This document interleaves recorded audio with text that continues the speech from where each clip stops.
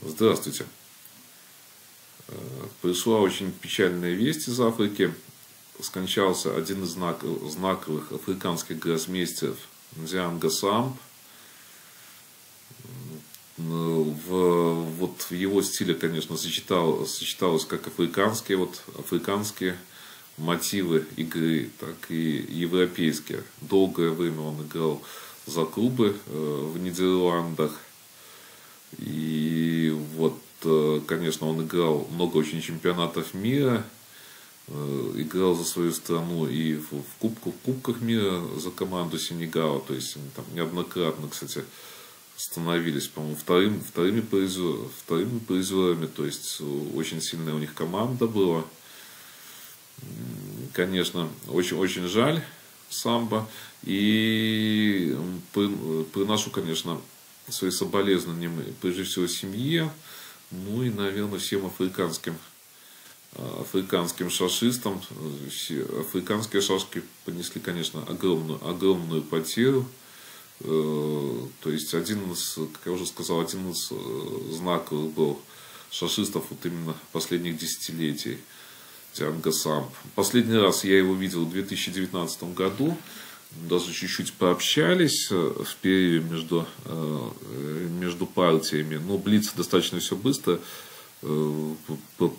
проходит, как вы понимаете. То есть, вспомнили, что когда-то мы с ним играли и в классику, то есть когда-то встречались на соревнованиях. Чуть-чуть пообщались буквально пару минут и потом пошли играть. Это последняя наша встреча была в 2019 году. Ну и давайте я вам расскажу про знаковый чемпионат мира в Амстердаме 2005 года. Ну и расскажу про некоторые любопытные моменты. Конечно, наверное, для шашистов даже они не забудутся. Может, какие-то партии забудутся. Но кое-что было, то, что не забывается. Оно достаточно интересно. Интересные, конечно, моменты были. Потом я вам хочу сказать, кстати, по 2005 году, я уже чисто к шашечной стороне, то есть возвращаюсь. Здесь некорректно достаточно показывать эту партию будет. Значит, играли очень хорошая партия. Если кто захочет, посмотрит. Ндианга Самб играл белым против Александра Георгиева. Александр Георгиев выиграл ее. Очень интересная там связка была. Естественно, почему я о ней говорю, что если бы, наверное, может, не Самб, то не состоялась такая хорошая партия, потому что партию выигрывает, наверное, всегда один. Понятно, что выигрывает, если кто-то выигрывает. Но красоты в партии, как правило, создают оба соперника. Поэтому кто хочет, посмотрит. И партия, очень интересная была партия, о которой я говорил, что еще, наверное, долго будут говорить и долго будут вспоминать. Точнее сказать, интересный эпизод в этой партии был. То есть Ндианга где-то сделал в один момент, когда в цейтноте у Александра, может мне кто-то уточнит, что там было, потому что все-таки 20 лет прошло. Он сделал ладонью, как-то сделал своими пальцами, одновременно двинул, точнее сказать, по-моему, 3 шашки. То есть кто-то может уточнить чуть-чуть, может, я даже видео делал. Я не могу вспомнить, к сожалению, всех моментов не вспомнишь, но такое было. И после этого целых 3 дня решали, какой результат присудить по этой партии. Вроде бы Самб не прав, но с другой стороны, они не могли, то есть, присудить 0 Самбу. Как-то что-то было интересно. То есть, эти моменты 3 дня дискутировали. То есть, там такая бурная дискуссия была. В конце концов, решили все-таки ничью присудить. Это как раз финальные игры были, когда играли 12 случаев, то есть попадали, как эта система 40 человек была, и по 10 человек играли. И в каждой группе, из каждой группы по 3 человека попадало. Давайте быстренько посмотрим эту партию. И здесь еще, наверное, нельзя судить об стиле Самба. Но уже, видите, он черными играет. Самб с Александром Гетманским играет. Но вот видите, он переходит в эти позиции, да. То есть я не думаю, что вот даже по африканцам, не думаю, что кто-то бы перешел в эту позицию. Видите, он такое окружение играет. Видите, ну, Александр захватывает так вроде бы центр, но видите, какое-то окружение. И вот, смотрите, психологический тоже момент. Здесь можно было 19-23 и перевести спокойно, я считаю, что русло. Я думаю, что, ну, не знаю, в нюансы не нюансы не вхожу здесь. Конечно, позиция, наверное, у белых должна быть лучше намного, но, в принципе, я думаю, что здесь тут пару ходов бы сделали, и, честно говоря, проблем меньше у черных, чем то, что они получили в партии. Но вот этот ход чисто психологический был тоже, то есть, ну, определенные мысли навевает. То есть хотели игры соперники, то есть не уходил он от игры. Вот видите, такая интересная игровая позиция была. Понятно, если бы 37-31, то 24-29 сразу бы блокировал сам Александра. 2-7. Ну, здесь вот это вот ничего не дает. Естественно, 4. Здесь уже, если нападать, то будет вот этот вот размен. 4-4. С интересной игрой, конечно. И вот 7-12, 43-4. Ну вот смотрите, очень интересно все. Конечно, если 31-27 же не пойдешь, то есть на такой ход будет отбив, естественно. А вот на 16-21 будет такой удар. Ну, ничейная позиция должна быть, по идее. 40-34, вот Александр пошел, поддерживает напряжение. Ну и вот интересная такая позиция. Видите, очень такая вот характерная позиция для стиля африканца. То есть сочетание острой позиции с комбинационной игрой. Вот 10-15, ну вот смотрите, 15-20, и здесь, конечно, вот 30-25 Александр пошел, на 50-44, ну вот, тоже, наверное, бы ничего не было. Такое продолжение было бы. Ну вот, смотрите, очень красивая, конечно, позиция для 100 клеток. 35-40, ну вот здесь где-то что-то было, вот здесь вот. Вот я чувствую в этом моменте, кто-то, я говорю, что может в комментариях мне скажет.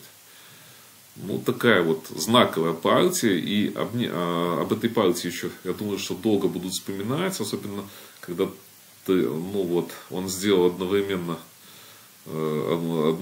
там много шашек двинул одной рукой, и, ну, вот, 3 дня или сколько, как я уже сказал, судьи решали, что делать. Я помню, там такие дискуссии были уже. Ну, вот, я думаю, что очень многие вспоминают эту партию. И она такая достаточно знаковая. И следующий момент. Я играл с самбом в последнюю партию. И вот очень все было интересно, конечно. И я сейчас расскажу чуть предысторию. Если бы я выигрывал партию, то я бы занимал 3-е место. И как оно все сложилось, получалось по всему раскладу. То есть я занимал 3-е место. Ну, я долго очень думал, вот как можно сказать, в некоторых фильмах там было. То есть, когда принимают важное решение, то есть, какое-то идет обдумывание, то есть, ходят где-то, люди ходят где-то, думают постоянно, то есть, кто-то сидит, думает, то есть, с таким напряженным лицом. Я много ходил, то есть, много думал, у меня какое-то дикое напряжение, конечно, было. Плохо спал, но в конце концов моя стратегия была загнать самбо в цейтнот, что, собственно говоря, и получилось. И как-то вот в цейтноте попытаться все-таки острую позицию получить, выиграть у него. Но я честно скажу, наверное, может, я зря тогда отверг вот некоторые моменты. То есть, если бы я ничью сделал, то я, наверное, где-то 5-й, наверное, был. Я не помню, наверное, скорее всего, 5-й, да, был бы. Но у меня какая-то была установка, что я хотел все-таки попасть в призеры. И,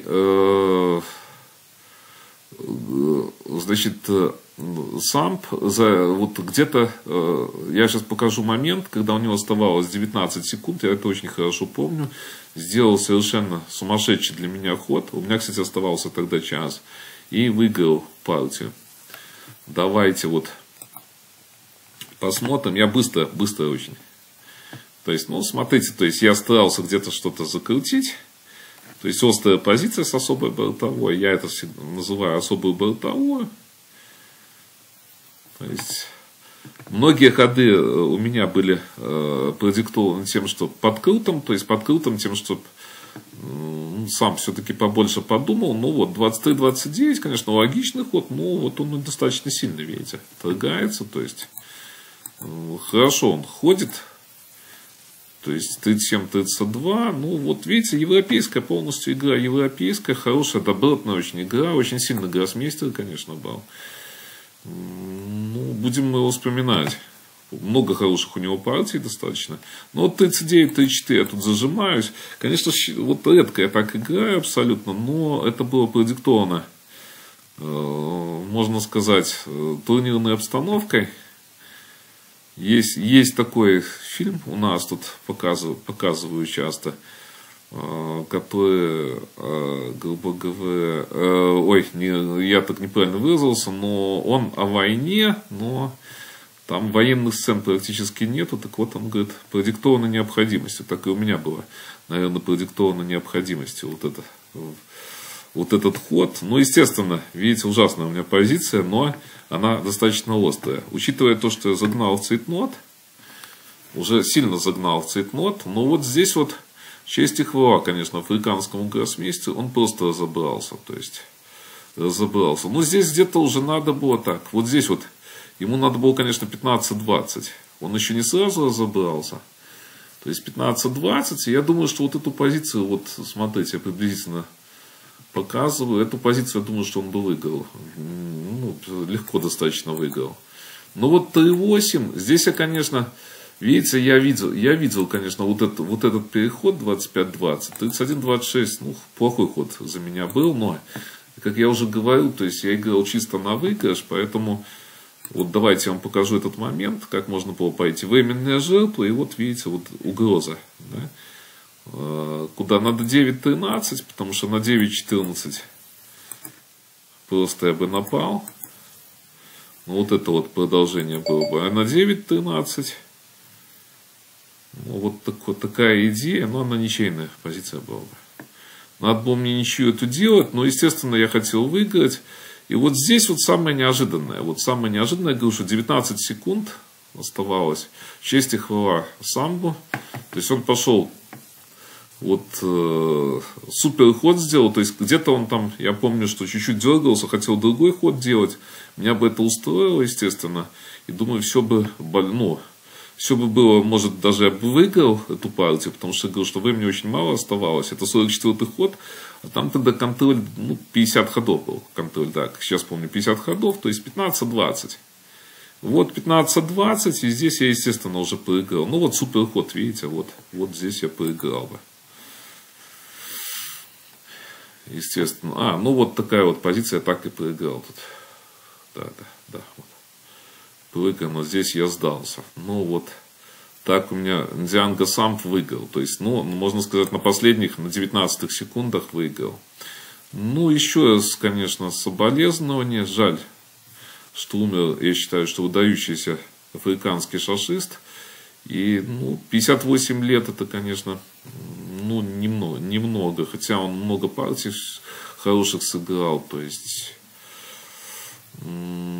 конечно, мог бы еще нас долго радовать своей игрой. К сожалению, жаль, жизнь есть жизнь, конечно.